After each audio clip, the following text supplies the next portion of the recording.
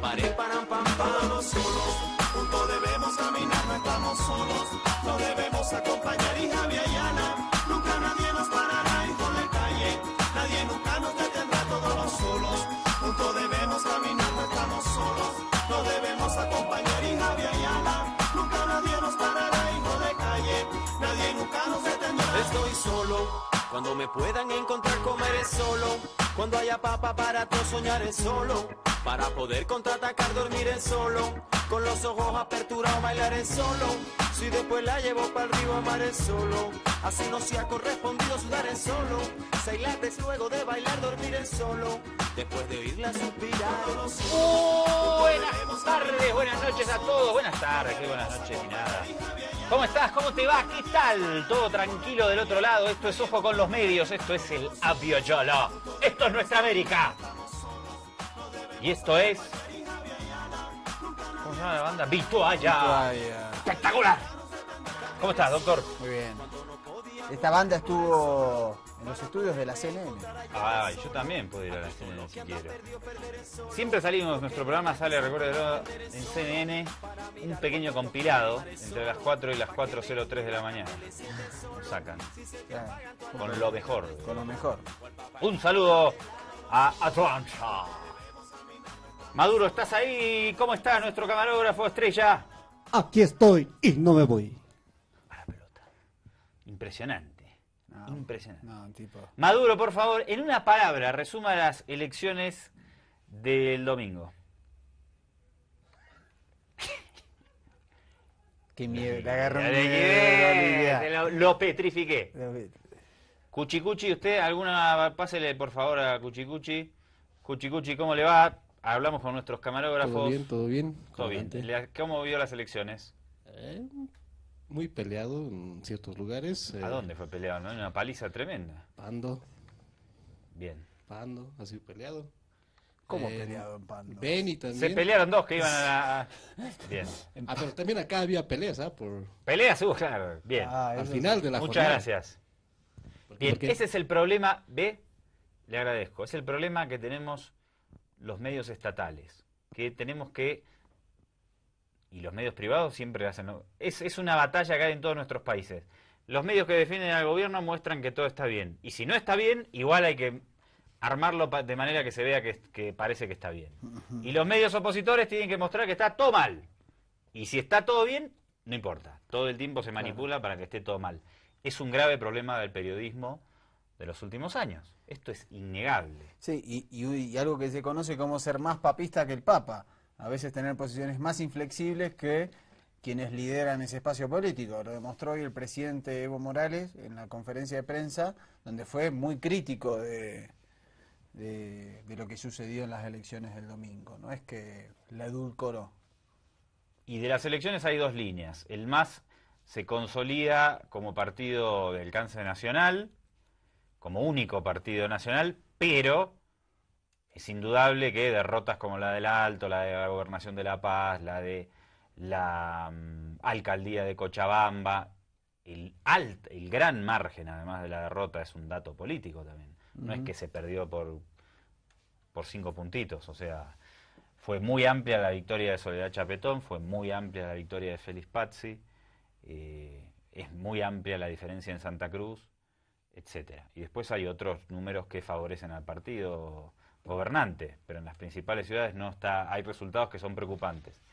Y esto no hay que ocultarlo, porque si ocultamos que hay resultados muy desfavorables, entonces no se puede corregir lo que está mal. Hoy lo dijo el presidente Evo Morales, no con esas palabras, pero dijo, si hay errores, no hay que ocultarlos, hay que trabajarlos. Seguramente el gobierno debatirá de manera interna qué es lo que sucedió en las elecciones y no tiene por qué hacerlo público, pero nosotros que estamos de este lado no podemos venir aquí a tratar de mostrar que está todo bien y que el MAS es el principal partido de alcance nacional y se acabó la discusión, porque no sirve para crecer, no sirve para avanzar, no sirve para nada. Ok, ¿qué más? Sí, además, bueno, creo que la otra lectura es que, más allá de victorias trascendentes en un bastión histórico como La Paz u otras en las regiones, no aparece en la oposición un liderazgo nacional. Pero aparecen, siguen yo siendo- concuerdo, no hay obviamente, siguen siendo liderazgos... pero aparecen muchos liderazgos nuevos. Adrián Oliva en Tarija, Ujú. Soledad Chapetón, Pazzi consolidado como líder opositor, más allá de que viene de... Revilla. Luis Revilla ya venía en ejercicio. Pero hay que reconocerle que, digamos, luego del Está bien, pero cimbronazo... no es una aparición nueva. No, nueva no, claro. No. Hay líderes nuevos que son de mandos medios. No voy a decir, mañana Soledad Chapetón candidata a presidenta. Ujú. Pero hay que ver si ese liderazgo después se trasciende en un espacio donde en otras regiones del Estado plurinacional eso... Está bien, pero esa es otra discusión. Ujú. Pero sí hay una aparición de nuevos líderes de oposición. Y siempre criticamos en las presidenciales que Samuel y que Tuto ya fueron, porque eran líderes viejos, Sí. no por la edad, sino porque están relacionados con todo el proceso neoliberal. Entonces decíamos, la oposición no tiene caras nuevas. Ujú. Estos tipos ya vienen de la década del 90, fueron ministros durante todas las privatizaciones. En cambio ahora, no vamos a decir que estos líderes que mencionamos tienen la estatura de los otros. Pero para mí... Y son jóvenes, además. Y además son muy son jóvenes, jóvenes. Oliva y Chapetón. Y además ahora la oposición tiene la posibilidad de presentarte unos rostros indígenas, por ejemplo. Ujú. Que no tenían la posibilidad con Tuto o con Samuel. Y del lado del MAS no hay liderazgos nuevos. No. ¿Ves cómo se revirtió el...? Ujú. Yo no te voy a decir ahora que Soledad Chapetón le va a disputar la presidencia a Evo. Pero sí son apariciones nuevas. Ni que aparezcan estas figuras significa que van a consolidar un proyecto nacional unitario. No. Pero por lo menos tienen unas caras nuevas que presentar. Sí, sí. Y bueno, y además ahora esas caras nuevas se van a jugar, digamos, la posibilidad de una trascendencia política en el marco de la gestión. Digamos, gestionar una gobernación o en el caso de Chapetón gestionar, digamos, un distrito emblemático como es el Alto, que tiene casi, digamos, por su nivel poblacional la característica de una gobernación. Ahora lo que no tienen que hacer es cometer el error que cometen todas las oposiciones a los procesos de cambio. Que es embajadas gringolandis, hola, con todos los líderes de oposición del continente. Y entonces terminan siendo demasiados dependientes de la embajada de Estados Unidos en el plan de siempre de sacar a Evo Morales del poder de cualquier manera. Si van por ese camino, de nuevo la van a pifiar. Sí, Y aparte, es difícil que no opten por ese camino. Adrián Oliva es imposible que no opte por ese camino. ese va a ser el camino, lamentablemente. Soledad Chapetón lo veo muy complicado. Sí, ahora bueno, Pazzi sí, en principio podríamos pensar que como viene de... por su... Bueno, claro, aparte fue una figura, digamos, de primera línea del MAS, tiene otra trascendencia. Digamos, hay que ver si la oposición comprende y mira los procesos de transformación en América Latina, las oposiciones en general, y se dan cuenta que, salvo los casos de Honduras y Paraguay, donde forzaron un golpe moderno, por llamarlo de alguna manera, después vienen sucediéndose en el poder procesos de transformación con el mismo candidato o con diferente candidato. Y a los que se sienten golpeados por los resultados de las elecciones, yo diría que hay que aprovechar esta situación para corregir lo que se hizo mal. Y eso te da este aviso de la población en muchos lugares, te da la posibilidad de decir, uy, a ver, sentémonos, pensemos qué hicimos mal, qué hicimos bien, qué tenemos que corregir. Exactamente. Porque cuando te va bien y te va bien en todo y sos un crack, nunca aprendes nada. El hombre aprende cuando le sacuden. El hombre como raza, digo. Sí, además lo que permite, digamos, el cronograma electoral en Bolivia, donde, digamos, la elección subnacional está muy pegada a la elección nacional, es que de aquí en adelante quedan 5 años para, digamos, forjar liderazgos, para pensar que se hizo mal, para rever estrategias y para también aprender en los casos donde se perdió a actuar como oposición. En el caso de el Departamento de La Paz, es llamativo, aunque todavía es a boca de urna, cómo se gana la asamblea departamental digamos, la diferencia que hay entre asamblea departamental y entre voto a candidato a cargo ejecutivo. Eso es un detalle que hay que analizar. Digamos, es un voto cruzado, es un voto consciente, porque si no se hubiese votado en bloque. Claro, por supuesto. Hay muchos temas para analizar. Es interesante, pero me parece que, digamos, el presidente Evo, digamos, se ha demostrado que conserva un liderazgo nacional, el único que tiene un liderazgo nacional que no es transferible. Eso también hay que aprenderlo, digamos. Y si del otro lado, vos estás del lado de la oposición y pensás que el proceso de cambio ya se terminó, que Evo está acabado y que... Porque muchas veces pasa eso en nuestros países, con esas oposiciones tan alimentadas por los medios de comunicación. Aquí no pasa tanto como en otros países. La euforia, ¿no? Es una euforia, Claro, pero es una euforia momentánea. Tampoco te la creas porque no es así para nada, para nada. Entonces todavía hay muchísimas cartas por jugar en este proceso social y político que vive Bolivia, como en todos. Nunca hay una última carta en ningún proceso político y social. Yo diría que empecemos, por favor, Wilson, con la 11. Así vemos la nota que preparamos para Hispan TV sobre justamente este tema, basado principalmente en la conferencia de prensa que dio el presidente del Estado plurinacional, Evo Morales, hoy por la mañana. Lo compartimos con vos acá en Ojo con los Medios. Los resultados de las elecciones regionales en Bolivia han consolidado al MAS como principal fuerza política del país. Sin embargo, el partido gobernante ha perdido importantes y significativas plazas. Fue el presidente Evo Morales el encargado de aceptar los resultados negativos durante una conferencia de prensa. Lamento mucho, en La Paz hemos perdido las elecciones. El líder del movimiento al socialismo valoró que denuncias de corrupción en contra de algunos de sus candidatos pudieron ser la clave de la derrota en La Paz. La acusación es muy fuerte en temas de corrupción. Si eso es verdad, quiere decir que el pueblo paceño ha dado voto castigo a la corrupción. Si es así, le felicito al pueblo paceño. En las calles de La Paz pudo evidenciarse que la ciudadanía percibió la jornada electoral como un golpe para el oficialismo. Para mí ha sido realmente duro, porque el MAS ha perdido aquí en La Paz.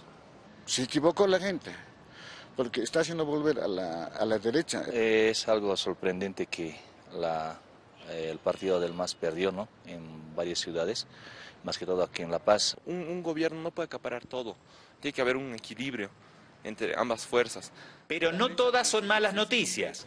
Si bien el partido gobernante no hizo una buena elección en las principales ciudades, el fenómeno no es nuevo y la organización del presidente continúa siendo por lejos la principal fuerza política del país. Y estaba leyendo los medios de comunicación desde la madrugada, comunicándome, revisando datos, así como el MAS hubiera perdido totalmente. Falso. Hemos aumentado, hemos mejorado. Solo mi preocupación es el departamento de La Paz y la ciudad de Cochabamba. Dígame, compañeros de la prensa, digan la verdad ante los medios de comunicación, a todo el mundo. Andrés Allari, Hispan TV, La Paz. Bueno, me parece que estaba pensando que la nota resume un poco lo que veníamos comentando, ¿no? Sí. Sí. Estas líneas. Bueno, ya habrá mucho más para el debate y nosotros no nos corresponde porque siempre tratamos temas internacionales, no es nuestra materia de análisis lo que sucede en Bolivia, pero obviamente cuando hay elecciones y estas cuestiones nos metemos un poquito. Siempre cabe el caso de comentar algunas cositas porque si no tampoco estamos, obviamente vivimos aquí en Bolivia, trabajamos sobre la política nacional también en la corresponsalía. Y tampoco estamos, obviamente, en el planeta Ogón, ¿no? Estamos acá en el Abya Yala, en la sede de gobierno en La Paz. ¿Y vos dónde estás? ¿Vos dónde estás? Atención, bien, vamos a... ¿Y dónde estás vos? ¿Y dónde estás vos? Blindado, que me has regalado, me mira mal, me mira mal. Un abrazo para el amigo Luca Prodan allá donde esté. Vamos a repasar algunas portadas de periódicos, vámonos.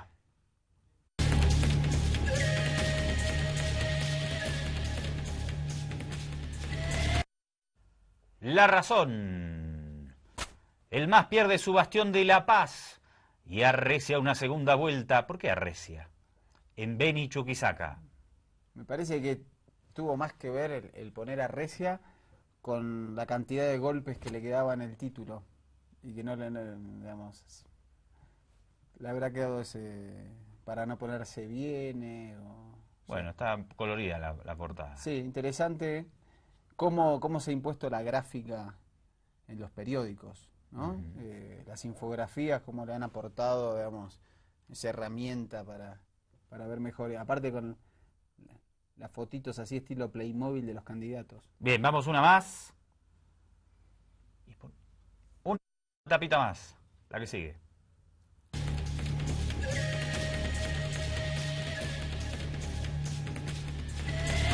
Locales. Oposición gana espacios en elecciones regionales, dice el diario. Ahí está, me parece que no hace falta. Está la Soledad, está el Pazzi y el Lucho Revilla. Estos son diarios nacionales. Vamos una más, en este caso La República Argentina, periódico, no sé cómo calificarlo, de oposición a todo lo que suena nacional y popular, Clarín.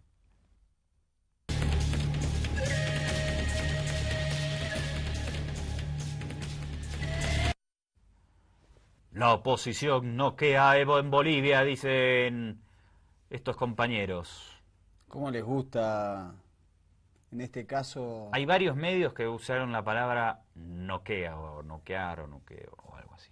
Sí, aparte me parece que Clarín, por su pelea, digamos, radical que tiene con el kirchnerismo, todo lo que sea más o menos cercano al kirchnerismo y le vaya mal, lo magnifica, digamos. Por supuesto, por supuesto. Porque este título me parece que es una exageración.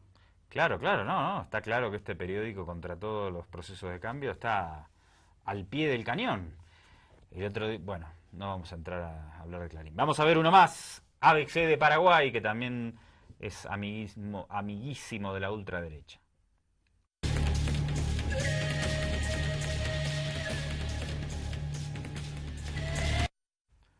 Evo Morales es derrotado en importantes ciudades. Este debe ser el periódico más antiboliviano del mundo, ¿no? La ABC. Todo el tiempo publica que Bolivia está por invadir Paraguay. Es una vaina demencial. Sí, tienen como, parece una regresión a los tiempos de la guerra del Chaco, allá en 32-35. Sí, se quedaron ahí. Sí, se quedaron ahí porque cada tanto aparecen cosas de ese estilo. Bueno, muy bien. Hagamos un corte, si le parece, y repasamos otras cositas. Al regreso aquí No Fue con los Medios, ya nos metemos en temáticas más internacionales. Si te parece, a vos del otro lado, te pedimos que nos acompañes a la vuelta. Yo creo que cuando hay corte todo el mundo cambia canal, ¿no? Si les prometemos que vamos a aparecer desnudos a la vuelta, ¿se quedarán? No creo. Igual es un corte cortito. Pero es una costumbre, ¿no? El otro día estábamos hablando de eso. ¿Usted hace mucho zapping, cuchicuchi? Sí, un corte, chau. En todo caso, si te interesa, volvés a los 2 minutos. Pero a veces te olvidás y no volvés. Bueno, si te olvidás, te vas a perder lo que sigue del programa. No podemos hacer nada. Un abrazo grande y ya volvemos. No debemos caminar, no estamos solos. No debemos acompañar, hija Viayana. Nunca nadie nos parará, hijo de calle. Nadie nunca nos detendrá, todos los solos. Juntos debemos caminar, no estamos solos. No debemos acompañar, hija Viayana. Nunca nadie nos parará, hijo de calle. Nadie nunca nos detendrá. Estoy solo del lado de la gente nací solo. Porque a mamá le dio la gana, yo soy solo. Bueno, nos vamos a Chile, que sigue unas imágenes estábamos viendo hoy de los deslaves, de esos aluviones que bajaron de las quebradas, sobre todo en la localidad de Chañaral, pero también en Copiapó, donde hay 2 o 3 de los sobrevivientes de los 33 mineros que están desaparecidos. Sí. ¿Cómo se ensaña a veces la vida con algunas personas? Porque haber sobrevivido a una situación tan traumática que duró un par de meses, como fueron, digamos, recordemos en el inicio del gobierno de Sebastián Piñera, 33 mineros quedaron atrapados muy profundamente y hubo una tarea de rescate que llevó casi 2 meses y que logró rescatar con vida a los 33 y hoy la información, algunos dicen 2, otros 3 de esos 33 hombres están desaparecidos por el terrible azote de la naturaleza en el norte de Chile. Bien, vamos a ver imágenes desde la hermana República, dale. Activos colaboradores en esta cadena humana que logró llenar de víveres el gimnasio de la ciudad. Claro, y tal como veíamos en imágenes lo que sucede en el albergue, también aquí en la calle, a ras de piso, entre todos los vecinos se están ayudando. Aquí vemos a algunos que están traído esta cama que se pudo rescatar, la van a subir ahora a esta maquinaria pesada que está trabajando en las labores de despeje del barro. Entre todos, todas las manos ayudan a la mujer que perdió su casa, que está por acá, por mientras vemos las imágenes. Cuéntanos, ¿cómo te afectó a ti la crecida del río? La verdad es que mi casa se inundó de barro, está hasta arriba. Y lo único que hicimos con mi amiga, mi papá y algunos amigos fue sacar el techo para ir recuperando las cosas, las pertenencias. Ya, y además de la cama que vemos ahí en imágenes, ¿qué más se pudo recuperar? Alguna loza, uniforme de mi hermana, pero está todo con barro. Ya, y tú, en una ciudad que está viviendo una dureza extrema, una ciudad donde hoy día también se busca a los desaparecidos, el grupo USAR de bomberos está trabajando, es un grupo muy capacitado que está compuesto por los bomberos de Ñuñoa, también los bomberos de Santiago, y hoy día con varillas están recorriendo los lugares donde hay lodo y recorriendo también de manera visual ese sector que estamos viendo en imágenes que se denomina el sector conocido como el cráter, donde llegaron todos los palos, los durmientes, la basura, las cosas que había al interior de las casas, y hoy día entre medio de esos lugares, de esa basura, se está buscando eventuales desaparecidos. El trabajo del grupo USAR ya ha dado sus frutos. Solamente en las últimas 48 horas han permitido encontrar a 6 personas que estaban desaparecidas. Hoy día son víctimas que engrosan este listado oficial que tiene el gobierno. Una fue encontrada en el sector del Salado y otras 5 personas ya han sido encontradas fallecidas en medio del lodo y en medio de esta basura que a diario es rastreada por diversos organismos, porque cambia mucho el panorama, sube la marea y cambia toda esta basura que estamos viendo en imágenes. Por eso es que a veces sí se hace necesario pasar 2 veces por estos lugares. Estábamos de viaje, de mochileros, y nada, escuchamos las noticias y pasábamos. Y nada, viendo esto teníamos que hacer algo, no sé. Es como un instinto, hay que ayudarse unos a otros como sea. Por otra parte, Bomberos de Santiago, Bomberos de Chile, ha señalado en su cuenta de Twitter que va a organizar un punto de prensa más o menos a las 4:30 de la tarde para aclarar estas cifras diferentes y muy distantes de la cifra oficial de desaparecidos. Recordemos, 20 más menos entregada por la ONEMI frente a 89 o 91 desaparecidos solamente en Chañaral. Todo esto debería aclararse durante esta tarde, estaremos muy pendientes porque es un tema muy relevante. Y ya veíamos, le agradecemos por supuesto a Davor el informe, vamos a estar retomando contacto con él más adelante, y veíamos ya en la imagen a Jocelyn Carvajal, que está en Copiapó, donde lentamente el comercio se ha reactivado después de esta catástrofe. La gente ha salido a buscar productos de primera necesidad y algunos comerciantes han decidido reabrir sus locales. Jocelyn, ya estamos en contacto contigo. Qué imágenes las de Chañaral, impresionante lo que ha generado ahí esos aluviones. Y la imagen, me impactó la imagen de los buzos, metiéndose como en esa poza que se generó, donde hay barro, madera, como que todo fue a parar a ese lugar, ¿no? El desastre. Sí, terrible. Bueno, vamos a ver qué pasa. Hubo un ofrecimiento, ya saben ustedes, del gobierno del Estado Plurinacional por enviar agua, que todavía falta en esas partes, y esto fue denegado por autoridades chilenas. Sigamos con el orden del guión, por favor, la 4, Wilson, si sos tan amable.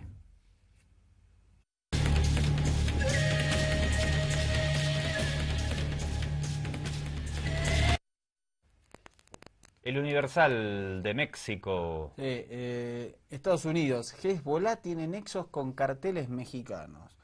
¿Cómo están apareciendo estas noticias, no? Cada tanto un país es al que le endilgan relaciones con Hezbollah o con Irán o con Hamas.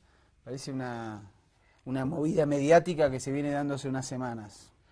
Cuidado, amigos, en México, porque cuando Gringolandis te relaciona con Hezbollah, al rato pasa un dron y te lanza una bomba a un jefe del cartel de no sé qué, y ya sabemos cómo son esas cosas. Las operaciones quirúrgicas. Vamos al que sigue, Colombia.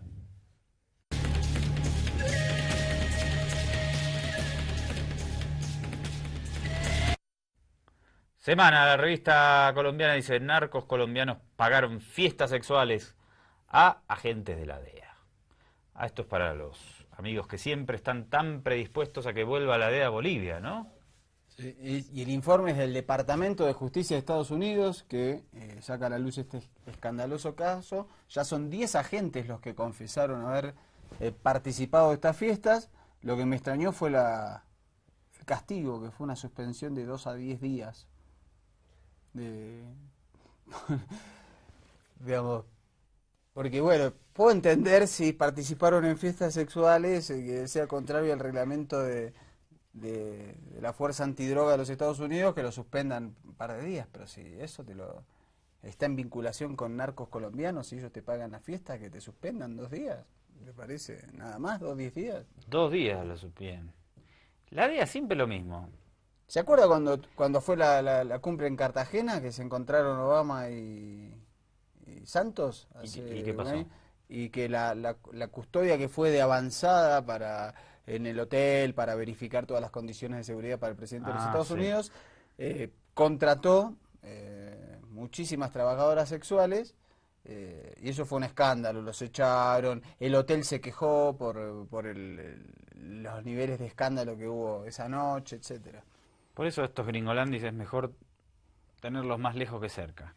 Y la DEA es un desastre. Los antecedentes de la DEA realmente, que es más que un organismo de lucha contra la droga, es más que nada un cartel que regula el precio de los narcóticos, más bien. Bueno, seguimos. ¿A dónde ahora? Uruguay.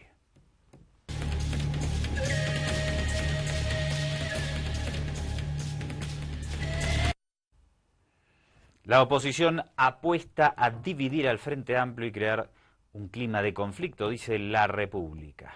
Sí, en un mes también va a haber elecciones departamentales subnacionales en el Uruguay, y como se ha vislumbrado algunas diferencias entre Tabaré Vázquez y Pepe Mujica, el presidente entrante y el presidente saliente, la oposición cree que esta puede ser una buena táctica, digamos. Y sí, divide y reinarás. Exactamente. Esto es más viejo que Sun Tzu. Exactamente. Y bueno, contábamos, ¿no?, que hubo cambios, hubo diferencias en cuanto a la posición, por ejemplo, con Venezuela, en cuanto a al FONDES, que es un fondo de desarrollo que es como el proyecto estrella de los 5 años de mandato de Pepe Mujica, y que abruptamente, apenas asumió Tabaré Vázquez, lo modificó, y esto generó malestar en el movimiento sindical y en el propio Pepe Mujica. Entonces, bueno, la oposición vio esto y dijo, le vamos a dar por ese lado. Muy bien, seguimos ahora por Francia. ¿Qué pasó en Francia? En Francia se celebró ayer la segunda vuelta de elecciones departamentales. ¿Cuándo es la segunda vuelta en Bolivia? Donde hay Chuquisaca y Beni. Los agarré a todos en Orza, y dice que 10 de mayo, 9 de mayo, algo así me dijeron. 6, algo así. Sí. En un mes y una semana, creo que está pautado. Bueno, o sea que seguimos en campaña, no me había dado cuenta. Bien, Francia entonces. Bueno, en Francia hubo segunda vuelta, en este caso también en elecciones departamentales. Se eligieron gobernadores a los departamentos o alcaldes, como se conocían ahí, concejales, etcétera. ¿Y cómo le va a mi amigo, más allá de las elecciones, cómo le va a mi amigo François Hollande? Que tenía que venir a Bolivia, creo. Nunca vino. Nunca vino. No, le fue mal. Desastre. Hollande tiene la aprobación de Hollande es... No, le fue mal. Subió bastante cuando fue el atentado a la revista satírica Charlie Hebdo. Ahí como que sus acciones le permitieron subir, pero digamos, el Partido Socialista en estas elecciones fue el gran derrotado, y la otra tendencia es que, como en España, se rompe el bipartidismo, y en el caso de Francia, al igual que en otros países, la derecha es la que... Hay un fin de bipartidismo y derechización. Esos serían el análisis que podemos hacer de esta elección parlamentaria.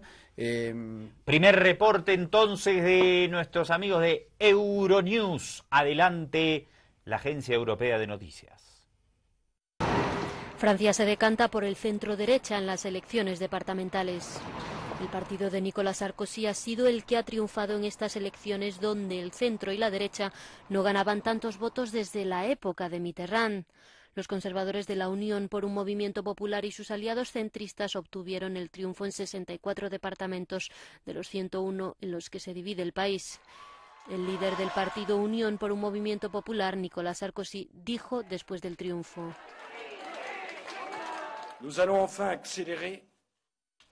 vamos a acelerar la preparación de un proyecto republicano alternativo para redirigir nuestro país, para detener el declive en el que se hundió después de estos 3 años de socialismo arcaico.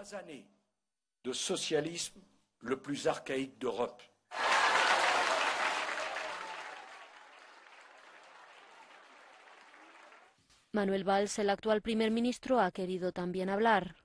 La gauche, trop dispersée. La izquierda estaba muy dispersa, muy dividida. En la primera ronda sufrió un revés, incluso teniendo en cuenta los buenos resultados que auguraban los líderes de cada departamento. Marine Le Pen, pese a que su partido no ganó ningún departamento, se sentía satisfecha. Nuestro objetivo se acerca, llegar al poder para aplicar nuestras ideas y darle a Francia la libertad, seguridad, prosperidad, porque el empobrecimiento, el desempleo y la destrucción de nuestra identidad se puede evitar. Solo el 50,02% de los franceses que pueden votar lo han hecho. En Guayana, Martinica y en las ciudades más grandes del país, Lyon y París, no se han celebrado estos comicios. Dice, me llamó la atención a mí la frase de Sarkozy. Socialismo arcaico, como si François Hollande fuera Fidel Castro. Sí, no. Y por eso lo peligroso de la centro-derecha. Sarkozy sacó en estas departamentales el movimiento de él, Unión por el Movimiento Popular, sacó el 45% y se quedó con entre 68 y 70 de los departamentos. El socialismo, que tenía 61, bajó a 30. Y el Frente Nacional, que sacó un 22%, no obtuvo ninguna. El problema del Frente Nacional sí obtuvo muchos concejales, pero el problema que tiene el Frente Nacional de Marine Le Pen, la hija de Jean-Marie Le Pen, en su fundador, que son nazis abiertamente, son fascistas, es que si no consigue la mayoría absoluta no va a ganar, porque automáticamente en la segunda vuelta, digamos, por ejemplo, los socialistas mandaron en todas las segundas vueltas que perdieron y se enfrentaba el Frente Nacional con el Frente de Sarkozy, mandaron a votar a Sarkozy, por ejemplo. Bueno. Entonces esa es la situación que se da, pero sigue creciendo el Frente Nacional. Recordemos que en las elecciones de europarlamentarios de junio del 2014 ganó el Frente Nacional. Reporte del avance del extremismo de derecha en Europa en una pequeña intervención del programa Fuerte Apache. En los últimos años, la agudización de la crisis económica, la falta de legitimidad de los partidos tradicionales, el desgaste social y la desconfianza hacia la Unión Europea se han traducido en un aumento notable del voto a partidos de extrema derecha. Así se ha reflejado en las elecciones europeas, en las que el Frente Nacional de Marine Le Pen, el UKIP de Nigel Farage, la extrema derecha croata en alianza con los partidos conservadores tradicionales y el ultraderechista Partido Popular danés se posicionaban como primeras fuerzas nacionales. Además, el Partido Nacionaldemócrata de Alemania, de ideología neonazi, entraba en el Parlamento con un diputado y la extrema derecha aumentaba considerablemente sus apoyos en Grecia, Finlandia, Hungría, Chipre, Lituania y Letonia. Esta noche, en Fora Apache, analizamos el ascenso de la extrema derecha en Europa. El avance de la ultraderecha en Europa, un tema que siempre nos preocupa desde este espacio y que tratamos seguido. Pero si Sarkozy dice que Hollande es un socialista arcaico, me parece que Sarkozy ya también es de extrema derecha. Digo, porque Hollande es un socialdemócrata. Es un socialista a la europea, ¿no? Sí, pero llegó justamente para oponerse a las políticas de ajuste de Sarkozy y no hizo nada. Así que eso que la derecha llama socialismo arcaico, que en general le dicen Evo Morales es un socialista, es socialismo arcaico, Hugo Chávez es socialismo arcaico, Fidel Castro es socialismo arcaico. Todo lo que no sea capitalismo salvaje es socialismo arcaico. Es una postura también, para mucha gente, hasta Obama es un socialista arcaico. Claro. Sí, están tan a la derecha que todo lo que está a su izquierda, digamos, es considerado extremista, comunismo, lo peor. Digamos. Posiciones absurdas. Y extremistas ni que hablar. A propósito de extremistas, vamos con la amiga Marine Le Pen, líder ultraderechista francesa, que cada vez está más cerca, como lo dijo ella, ¿no?, de acceder al poder, lamentablemente. Pues pienso que los dirigentes de la Unión Europea tienen una gran responsabilidad en esto. Les han dejado pensar a esta pobre gente que tenían un sitio en Europa, pero ya no hay sitio para los inmigrantes en Europa. Pondría en marcha una política disuasoria de la inmigración. ¿Por qué vienen? Vienen porque saben que vivirán mejor en un país de la Unión Europea, aunque no encuentren trabajo.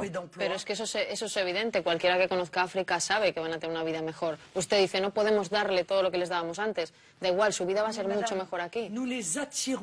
Los atraemos a nuestra casa. Los atraemos a nuestra casa. Lo que les ofrecemos es irresistible para ellos. Desde el momento en que ofrecemos, incluso a los clandestinos, una educación gratuita para sus hijos, un alojamiento social, el abono integral de todos sus cuidados. Pediría a la Marina que intercepten los barcos de inmigrantes, primero para asegurarlos, para que nadie arriesgue su vida en la travesía, como usted sabe, para llegar a Italia, y luego los volvería a llevar a sus países de origen, porque cada vez que se interceptan barcos de inmigrantes para llevarlos a Europa, otros volverán a intentar esta aventura. Yo soy una responsable política. Y mire, yo tengo mucha empatía con los que intentan venir a Europa, y por eso considero que los dirigentes europeos son responsables de hacerles falsas promesas a los que vienen. Pero también tengo mucha empatía con mi propio pueblo, y es verdad que tengo tendencia a pensar primero en él, porque ante todo me siento responsable de mi pueblo. Y hay 9 millones de pobres en Francia. Hay 5 millones de parados. Y hay también gente que, créame, no puede comer siempre que tiene hambre, que cae en la precariedad, y es por ellos por los que tengo que poner en marcha una política que los saque de este paro y esta pobreza. Solo volviendo a ser un país próspero podremos volver a ayudar a los pueblos de África, no dejando que nuestros dirigentes nos arruinen, porque si estamos arruinados, no tenemos nada que ofrecer.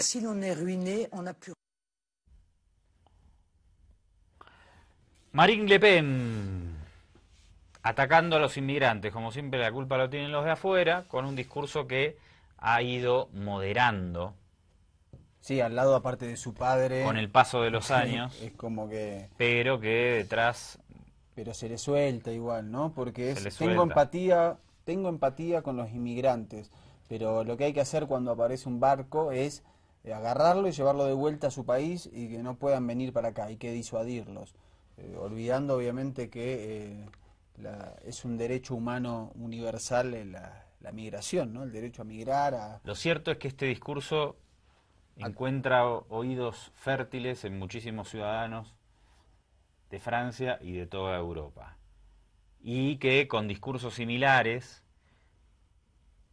hace décadas atrás, Adolfo Hitler llegó al poder, Mussolini llegó al poder en Italia, y no hace falta recordar lo que se generó entonces para la humanidad. No quiero decir con ello que si Marine Le Pen llega al poder en Francia ocurra lo mismo, pero sí que hay que tener mucho cuidado con estas cuestiones que llegan desde ideologías extremas que se adaptan para hacerse más sociables y llegar al poder, y luego cuando ejercen el poder realizan actos muy lamentables.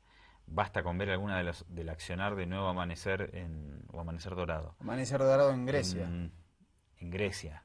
Terrible. Que en las elecciones que ganó deberíamos juntar algunos videos. Tenemos dos archivitos justamente para mostrar el auge de dos organizaciones, una en Alemania y la otra en Grecia, que digamos tienen una ideología xenófoba y neonazi, digamos, en algunos casos.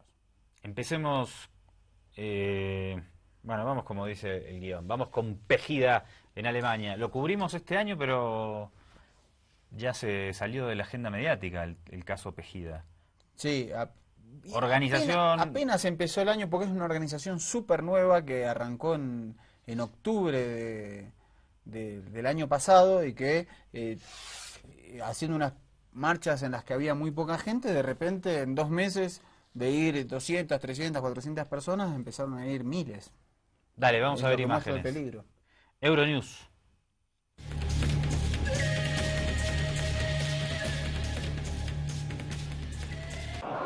Cuando fue creado hace 2 meses, solo unos cuantos centenares de personas engrosaban las listas del movimiento alemán Pegida, acrónimo de Patriotas Europeos contra la Islamización de Occidente. Pero desde entonces son cada vez más numerosos, como se constata en la manifestación que organizan todos los lunes en Dresde.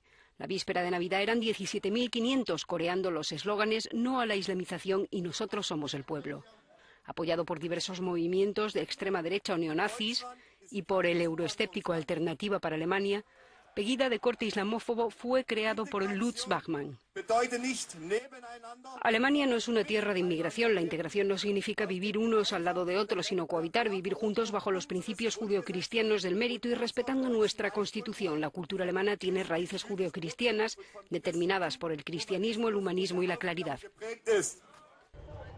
Con un largo pasado judicial a sus espaldas, Bachmann se muestra vago sobre las razones que le llevaron a fundar la agrupación, pero asegura que la manifestación de los kurdos en Alemania contra la guerra en Siria el pasado octubre fue clave. En una de las pocas entrevistas que ha concedido, sostiene que su formación no es xenófoba ni racista y que tan solo trata de defender su forma de vida frente a imposiciones externas. Uno de sus caballos de batalla es evitar que los refugiados económicos se disfracen de refugiados políticos. Pero la moderación del discurso oficial del movimiento contrasta con las declaraciones de sus seguidores. Mire a los solicitantes de asilo que tenemos en el país, solo hay hombres. ¿Dónde están sus familias? Son criminales que han dejado a los suyos en plena guerra. Además de ser uno de los principales destinos de los inmigrantes europeos, Alemania es también el país occidental que más refugiados recibió en 2014, debido, entre otros, a los conflictos en Siria e Irak. Las autoridades examinaron unas 200.000 peticiones de asilo. Al menos un 30% de esos solicitantes recibieron algún tipo de protección social. Les digo a todos aquellos que van a esas manifestaciones, no sigan a quienes convocan a participar, porque frecuentemente sus corazones están llenos de prejuicios, frialdad e incluso odio. Tras el discurso de fin de año de Angela Merkel, miles de alemanes se han reunido en diferentes ciudades del país, como aquí en Múnich, para repudiar los principios de Pegida.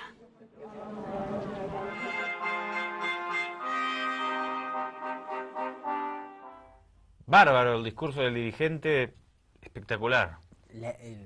La claridad, el discurso de la claridad, el iluminismo, ay, por Dios, ¿no? Cómo, aparte digamos, si vienen tienen que ser como nosotros, tienen que adaptarse, ¿no? No podemos vivir juntos. Bueno. Con lo lindo que es el mestizaje, ¿no? Pero con las cosas hermosas que salen de cruzar, cuando se cruzan personas de distintos lados.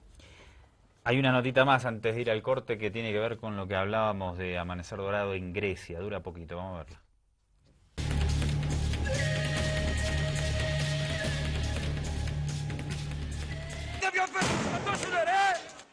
Ellos son miembros armados del partido neonazi griego Amanecer Dorado. Intentan asaltar un centro de inmigrantes de la ciudad griega de Patras. Ocurrió ayer. Afortunadamente les estaban esperando un grupo de antidisturbios que se lo impidió, aunque les destrozaron su autobús policial. Los neonazis griegos, con 21 diputados ahora mismo en el Parlamento, ya anunciaron el pasado 13 de mayo que sus 2 objetivos son los inmigrantes y los homosexuales. Bien, bien, bárbaro. Estos grupos que están saliendo de Europa, espectacular. Menos mal que no estamos por allá. Y lo peor es que las últimas elecciones que... 21 diputados tienen estos animales. Sí, sí.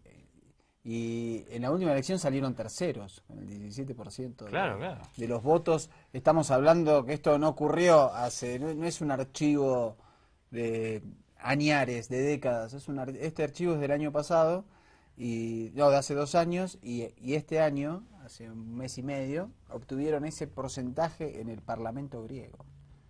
Bien, vamos a hacer una pausa, la última en la emisión de hoy de Ojo con los Medios. Ya regresamos en un minutingo nomás. Vamos pues.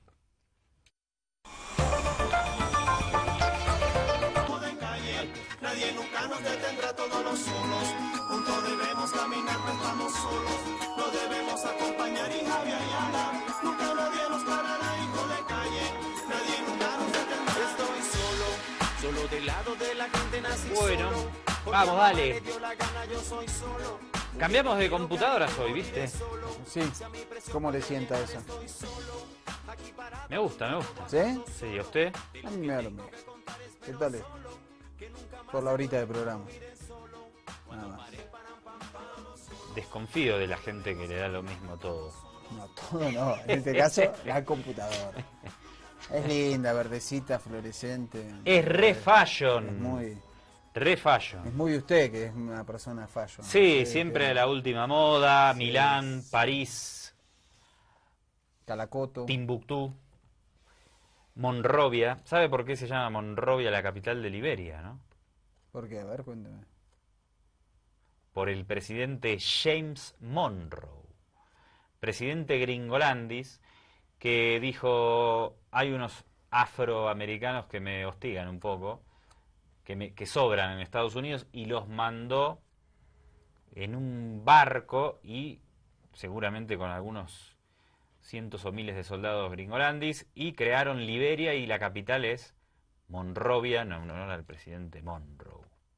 ¿Qué habría que hacer un programa de esos 17 países que terminan siendo, digamos, dependen de Estados Unidos, pero no tienen, sus ciudadanos no pueden acceder al estatus de ser ciudadanos de los Estados Unidos, tan como por ejemplo Samoa? Sería interesante.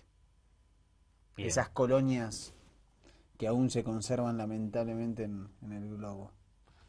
Muy bien. Hablando de colonias, vamos a hablar del acuerdo nuclear entre Irán y Estados Unidos. Digo de colonias porque lo que quiere Estados Unidos es que Irán vuelva a ser una colonia. Porque era una colonia antes de la revolución del 79, cuando gobernaba el Shah, y eso en realidad es lo que no le perdonan a Irán, que haya habido un proceso político y social emancipador y que ahora el petróleo de ese país no lo puedan manejar. Primero, cuando llegó el presidente nacionalista Mohammad Mossadegh en la década, fines del 40, inicio del 50, y nacionalizó el petróleo, le dieron un golpe de Estado y lo sacaron. Después vino el Shah, aliado gringolandis total, petróleo para gringolandis, ningún problema. Torturas, todo eso, no pasa nada. Y después cuando viene la revolución y se va el Shah, otra vez los problemas porque pierden el petróleo. Al final es una maldición tener petróleo. Sí, hay que tener mucho cuidado porque las apetencias imperiales ante el oro negro provocan Siempre esto. te están hostigando, no te dejan vivir tranquilo. Y después de la revolución islámica del 79, vemos el acoso a Irán en diferentes maneras por parte de Estados Unidos fue tremendo, desde la crisis de los rehenes en ese mismo año, después la guerra forzada entre Irán e Irak, que duró 8 años. Pequeño detalle, ¿no? 80-88, una guerra en la cual además Estados Unidos proveyó a Irak de armas químicas, esas que tanto se horroriza a Estados Unidos si la tienen otros países, y que fue el que las ha usado en diferentes ocasiones. Y encima en los últimos tiempos que Irán se ha acercado a América Latina junto a sus procesos de cambio para intercambios comerciales, políticos, también han empezado a poner sanciones comerciales. Saludamos a la gente humilde, ya que hablamos de Irán.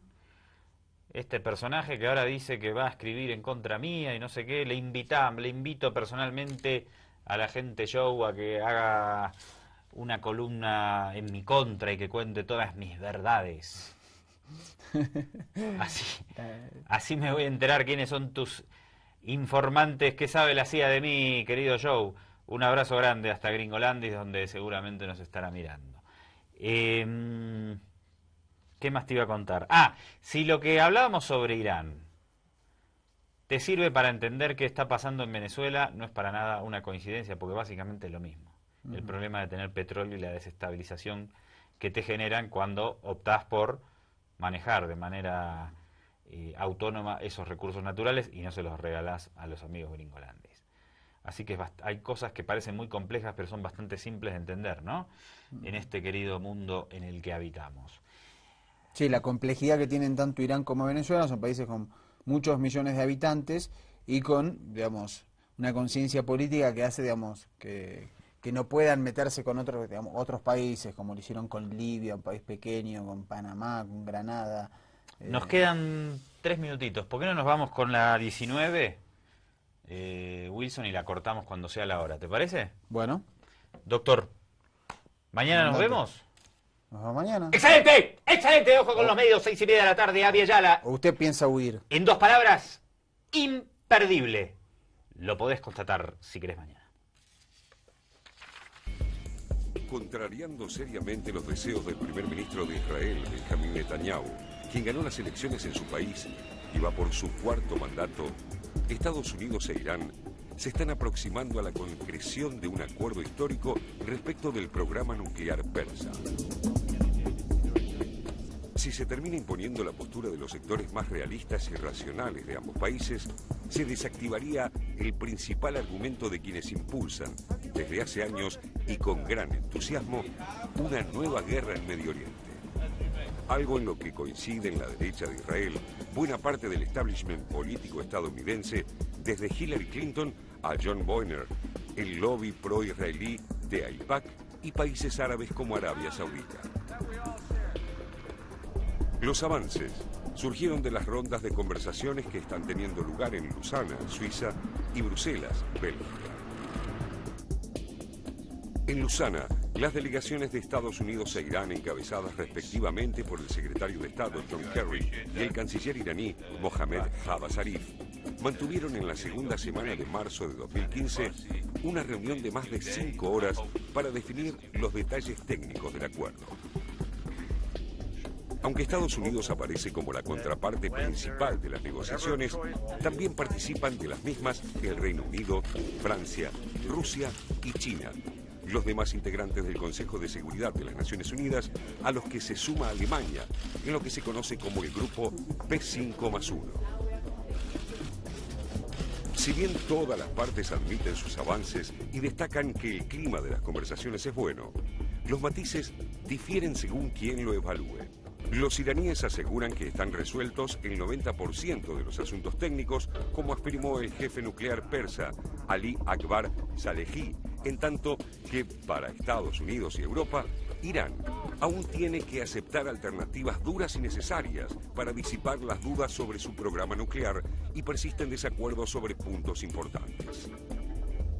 Los funcionarios iraníes, que hablan también para el público doméstico, prefieren señalar coincidencias mutuas para evitar presentarlas como cesiones de soberanía, lo que fortalecería las posiciones de los sectores ultraconservadores de la élite político-religiosa de Irán. Los puntos en dudas incluyen, entre otras cuestiones, el número de centrifugadoras de enriquecimiento de uranio que Irán podrá operar, que para Estados Unidos y sus aliados europeos no deberían superar las 6.500. Este número está relacionado con la cantidad anual de uranio enriquecido que la República Islámica podría obtener. Los iraníes pretenden 2,5 toneladas anuales para cubrir unas necesidades que aseguran son exclusivamente pacíficas, pero posiblemente deban aceptar